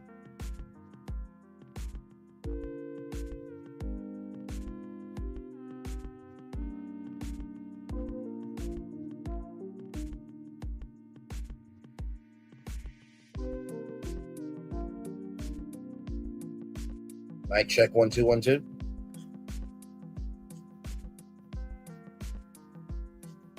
Check 1 2 1 2. Okay, we are Gucci in the gang. All right, we're cool in the gang, to put it respectfully. Here we go. Here. So after all this is from the Tribune, the Express Tribune. So right here, just an hour after Minaj's post began trending, Cardi B tweeted, "Shut the fuck up, go to dinner, go shopping, go to the park, get off the internet enough and enjoy these looks and day. Ignore the board. Love y'all." And let me tell you something. I agree with Cardi B. Like, you got a child, you got a PDF file for a husband, you supposed to have a career. Like, and you have other responsibilities. Like, don't you have other stuff to do? Child, but look at this. Look at this, because this happened this morning. Okay, I want y'all to see this. I want y'all to see this. Ooh, Lord. Okay. From the Jasmine brand. Okay, now this here. Okay, this is when she talked about Megan Thee Stallion, Rock Nation. Okay. Right here. Talking about the CEO of Rock Nation. So let me get this straight. Y'all call Black Savior Jay-Z y'all so-called Black Savior Jay-Z has an experienced CEO who was pardoned by President 47. Is that interesting? So does that mean there's a rat? Is it a Democrat black people? I thought y'all all had 47 supporters. Wait, did Jay-Z ever campaign for Kamala? He benefited so much from the party when Barack Obama gave a speech about brothers. Why did Jigga Man come out and strongly campaign for the Democrat Party at the time? Could be that y'all were hoodwinked. Ooh, LOL. That was so kind, President 47. That was so kind of President Obama to actually go out and campaign. What did Jigga Man do to help y'all with the election? He's not above speaking out to help inspire, or was it not inspire? Is it just about who can benefit him and Deseret at the time? All black people looks like the Jigga Man and Deseret played y'all get LAFAL. The jig is up. Now, Nicki Minaj did not campaign at all, nor did she have to. But like, why are you talking about other people's politics when you really don't seem to give a damn about anybody else, let alone yourself? Okay. Then of course the paternity test of Ramir versus Jay-Z. And y'all look at this shit. Barbs, it looks like I've been locked out my Instagram. That's what the fuck you get.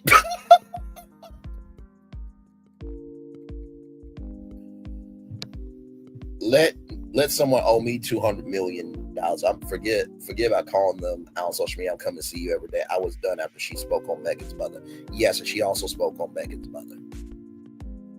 Deceased mother. Okay. Child. Nikki, don't go outside like this. She lacks any accountability. Sad these people ain't thinking about her. They obviously live rent-free in her head. Rent-free. Can someone put her on conservatorship? Let's exchange her for Wendy Williams. 41 likes. I agree. Oh, boo. Let me play the world's saddest song, the smallest, saddest violin. Beyonce in the chat. Is something going on at home? That part. She Kanye crazy. And is. Who does she campaign for? No one. That part.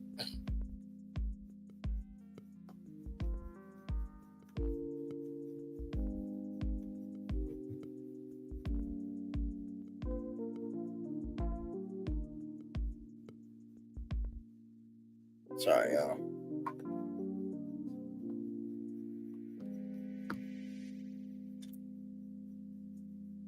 There we go.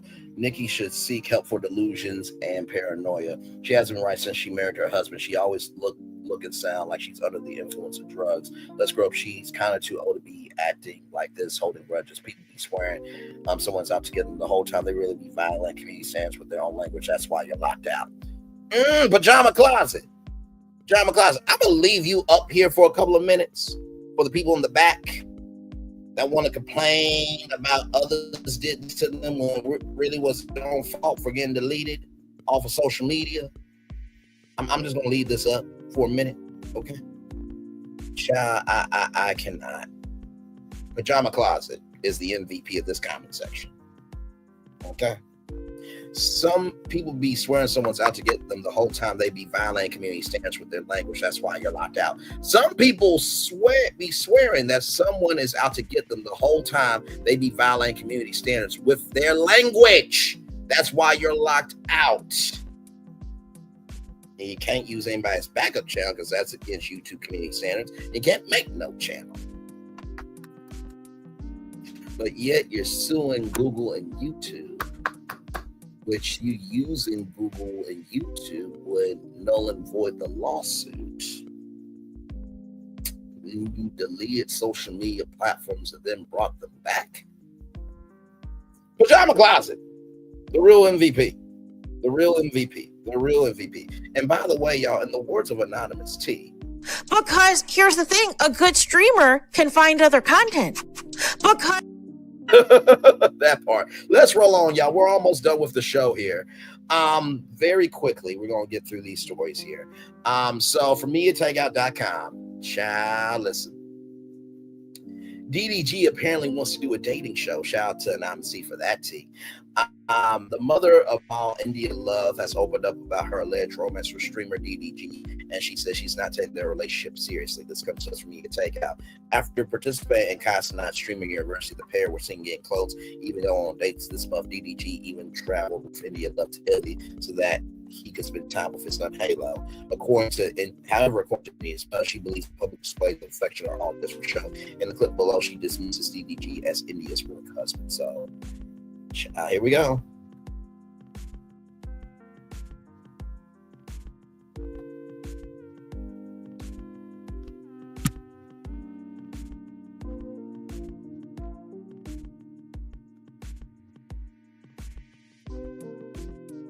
I can meet somebody in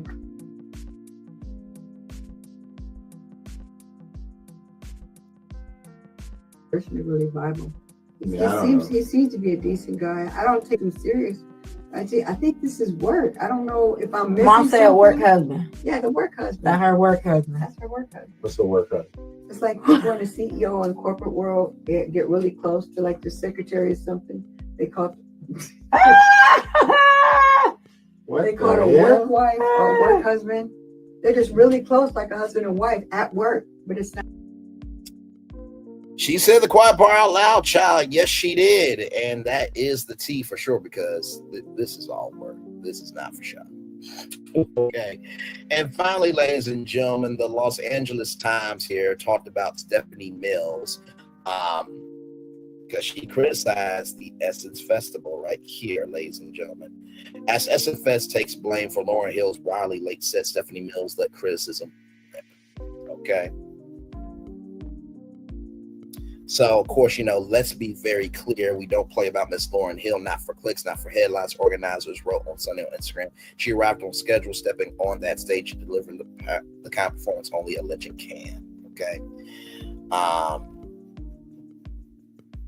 Child. So the festival was reportedly already running behind when contemporary R&B trio Prism opened the first day. At the halfway point, Gorilla finished 45 minutes after the next act was supposed to start.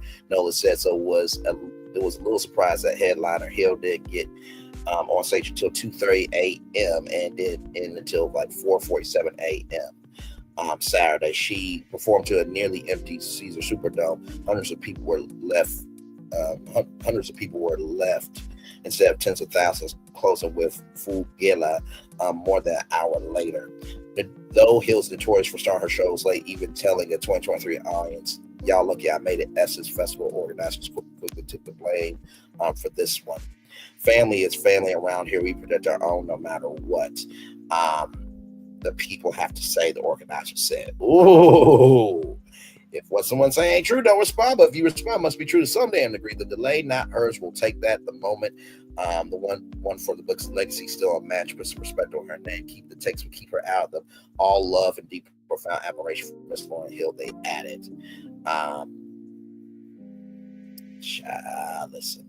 The social media post even received love from Saturday's headliner, legend Erykah Badu, who shared some applause emojis. However, not everyone was over the moon. Open letter to the Essence Festival on Tuesday. Grammy-winning artist Stephanie Mills voiced her grievances about the event's overall level of professionalism. And so I have that post here. Dear Essence Festival organizers, I'm writing to share my feedback following my performance at this year's Essence Festival. While I remain grateful for the opportunity to participate, my overall experience was unfortunately marred by significant production issues that negatively impacted both my performance and the arts experience as a whole. The challenges I encountered were multifaceted, in my view, indicative of broader organizational shortcomings in scheduling and time management was severely lacking, creating a chaotic and stressful environment backstage. Disorganization cascaded onto the stage, impacted the flow of the event, and ultimately diminished the quality of the performances. Beyond the logistical issues, the technical difficulties, specifically concerning the sound system, proved deeply problematic. These issues were not isolated incidents, but rather persistent problems that severely hampered my ability to deliver my performance to the best of my ability. I understand I wasn't alone experiencing these problems. The lack of technical preparedness is unacceptable for an event of Essence Fest caliber or prestige. These operational deficiencies ultimately detracted not only from the arts performances, but more importantly from the arts experience. The energy and excitement were repeatedly disrupted, creating a less than ideal atmosphere for attendees. The overall professionalism I witnessed fell short of the standards I expect from such a highly regarded festival. I believe a comprehensive review of organizational structure and operational management is necessary to ensure that future Essence festivals will meet the heights associated with the brand. I sincerely hope that my feedback will be taken seriously and you'll ask to address significant concerns, ensuring a vastly improved experience for both artists and attendees in the years to come. Respectfully, Stephanie Mills, artist. Child, Stephanie Mills said what needed to be said, because now everybody be lying on your ass. And you already explained about the Target stuff, right? That's a multi-year deal. So, with that being said, Essence did respond, ladies and gentlemen. They did. Right here, we hear you. We look forward to we will take your feedback. Thank you for blessing us. Look forward to having you again and support you on your tour. Glad you could kick it off with us. All love and admiration. Child, you cannot make this stuff up. You just can't do it. You just cannot do it. You just cannot do it. Y'all, that's the show. And by the way, correction, that came out on July 8th. Okay, so yes, indeed, for that letter. And finally, y'all know we always have a positive news story, so I'm going to share it very quickly before we head out here, because I definitely want the show to be clipped, because this one was a good one. If you missed it, don't worry. Don't worry. Now, look at this shit right here. 47 reportedly invite Barack Obama to play golf during viral-friendly exchange at Jimmy Carter's funeral. So a lip reader said, we have to find a quiet place sometime. This is a matter of importance. Obama reportedly nodded in response. He sat next to Barack Obama and invited him to play golf, enticing him with a description of 47's courses around the world. Ciao. And then right here, here's the big one.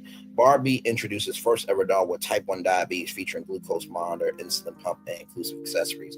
The doll, created in collaboration with Breakthrough TD1, is part of the Fashionistas line and wears a blue polka dot outfit with circle print, symbolizing diabetes awareness. Her CGM secured with heart-shaped pink Barbie tape syncs with a toy phone displaying her blood sugar levels. This partnership is deeply personal, said Breakthrough T1D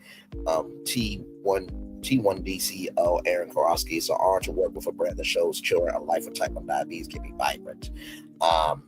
So how cool is that there? Congratulations to Mattel and Barbie for making it do what it do. And Obama, we all know that you're not going to that golf course or those golf courses. We know that you're just making it do what it do, just to bring peace to the family. I'm gonna turn off my camera now because we done the whole show for an hour. With that being said, everybody, really, this is what we're doing. StreamYard, y'all.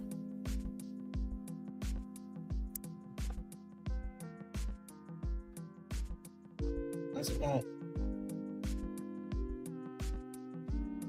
Give me a moment, y'all. Give me a moment.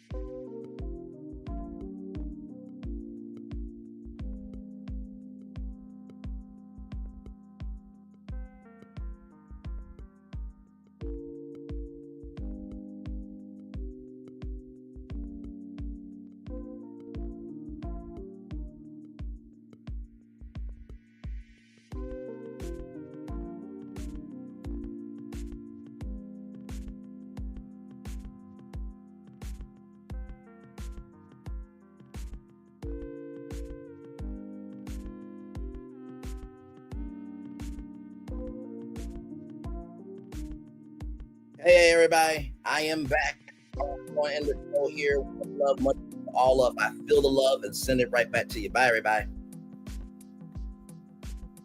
See you. Peace. And by the way, always remember, in the words of Anonymous T, right here, always remember. Because here's the thing, a good streamer can find other content. Because here's the thing, a good streamer can find other content. Bye, everybody.